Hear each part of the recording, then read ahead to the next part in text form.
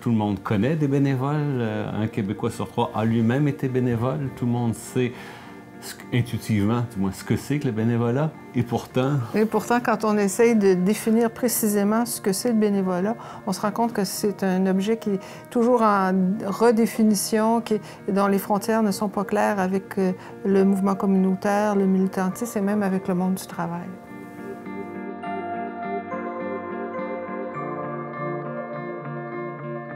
Et on se posait deux questions.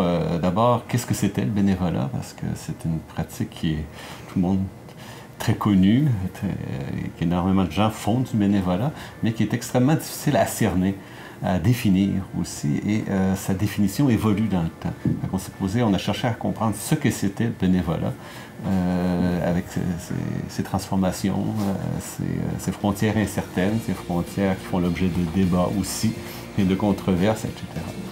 Et on s'est demandé, la deuxième question, d'où ça venait, quelles sont les origines, comment ça s'est mis en place, le bénévolat, quelles sont ses sources. Alors on est remonté au 19e siècle afin de comprendre. Il y avait ce désir de venir en aide aux démunis. Il y avait aussi au 19e siècle le désir de se soutenir mutuellement. Donc sont apparus ce qu'on appelait à l'époque des mutuelles, qui sont un peu l'ancêtre à la fois des compagnies d'assurance, mais aussi du mouvement coopératif.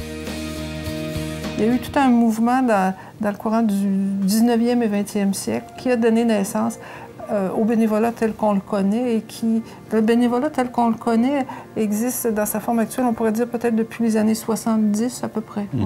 Depuis les années 70, on est dans un même univers bénévole, je dirais. Dans notre ouvrage, on a examiné le bénévolat à la fois du point de vue organisationnel et institutionnel, comme organisation ou ensemble d'organisations chapeautées, structurées, puis à la fois au niveau des expériences individuelles et subjectives. C'est pourquoi, par exemple, les gens s'engagent dans le bénévolat et ce qu'ils en retirent de cet engagement-là. Et ce qui est intéressant aussi de voir, c'est les rapports entre les deux.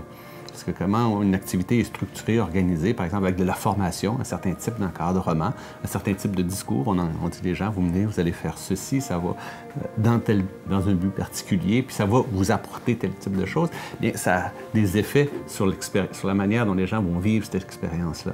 Donc, la dimension organisationnelle du bénévolat et l'expérience subjective ne sont pas deux choses indépendantes. Au contraire, l'expérience est fortement façonnée par la manière dont l'activité va être structurée. Le type de discours qu'on va lui donner. Et ce rapport entre cette expérience-là individuelle, que chacun va avec ses propres motivations, et la manière dont c'est organisé, bien, on analyse ces rapports entre les deux, entre l'organisation et l'expérience subjective. Dans le bénévolat, il y a à la fois l'aide aux démunis. Bon, quand on parle des gens qui font du bénévolat par solidarité avec des démunis, c'est clair que c'est ça. Mais tous les gens qui travaillent dans les festivals culturels, qui sont entraîneurs sportifs, c'est aussi du bénévolat. Les pompiers volontaires, c'est des bénévoles. Alors, le champ du bénévolat est incroyablement important. Quelqu'un qui est sur le conseil d'administration de sa coop d'habitation, c'est aussi un bénévole. Donc, le champ du bénévolat, je dirais, il est très, très, très large. Alors, quand on dit qu'on a de la misère des fois à le distinguer d'autres champs, c'est de celui de l'entraide, de celui du militantisme. Mais vraiment, quand on regarde du côté du bénévolat, c'est très, très, très, très large comme domaine.